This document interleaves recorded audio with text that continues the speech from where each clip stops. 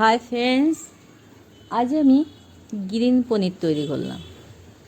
তো গ্রিন পনিরটা করলাম, আমি 50 গ্রাম মতন ধনেপাতা নিয়েছি, তার সঙ্গে কয়েকটা কাঁচা লঙ্কা নিয়েছি আর এক টুকরো আদা নিয়েছি। সেই আদাটাকে একটু কুচি কুচি করেছি আর একসঙ্গে ওগুলো পেস্ট করেছি। এদিকে আমি 200 গ্রাম মতন পনির নিয়েছি আর পনিরটাকে একটু বড় বড় পিস করেছি। করার পরে সেটা ওভেনে আমি একটা ফ্রাই প্যান দিয়ে সেতে তেল দিয়ে আমি ওটা হালকা আছে ভেজে নিলাম। কড়া করে ভাজিনি, হালকা করে ভেজেছি, ওটা ভেজে তুলে নিলাম।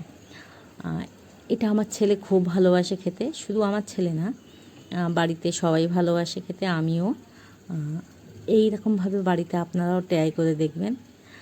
আর মেয়েদের তো কাজ নতুন নতুন রান্না করে পরিবারের মানুষকে খাওয়ানো, তবুও পরিবারের মানুষের মন তোলা যায় না।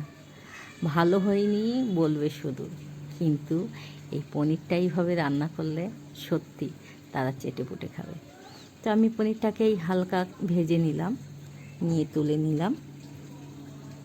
আর এদিকে আমি যে ধনেপাতা, কাঁচা লঙ্কা, আদা পেস্ট করে রেখেছিলাম, সেগুলো আমি নিয়ে আর কড়াইয়ে জিরে ফোড়ন দিলাম। প্রথম জিরে ফোড়ন দিয়ে আমি ওই পেস্টগুলো ওতে তুলে দিয়েছি, দিয়ে ভালো করে নেড়ে চেড়ে বেশ কষতে কষতে ওর থেকে তেল কেটে আসবে। তেল আর কি, যখন দেখবেন যে ভাজতে ভাজতে তেলটা বেশ বেরিয়ে আসছে, তখন বুঝবেন যে এই মশলাটা ভালো করে কষা হয়ে গেছে।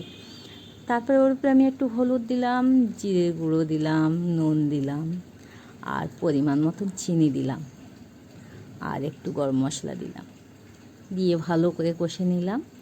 আর এই যে পনিরটা আমি ভেজে রেখেছিলাম, সেই পনিরটাও ওতে তুলে দিলাম, দিয়ে সুন্দর করে কষতে লাগলাম।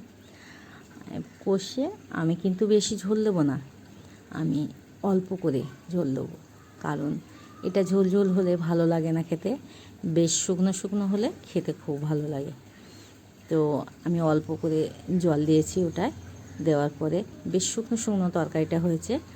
এটা রুটির সঙ্গে খেতে খুবই ভালো লাগে, ভাতের সঙ্গেও ভালো লাগে, কিন্তু রুটির সঙ্গে খুবই ভালো লাগে। তো ফ্রেন্ডস, একদিন বাড়িতে এইভাবে তৈরি করে দেখবেন, আর দেখবেন আপনার রান্নার ফ্যান হয়ে গেছে। এই গ্রিন পনিরের সবাই ফ্যান হয়ে গেছে। আমার ছেলে তো প্রায় বলে, মা একটু গ্রিন পনির তৈরি করো। তো ফ্রেন্ডস, আমার ভিডিও কেমন হলো কমেন্টে জানাবেন। ধন্যবাদ।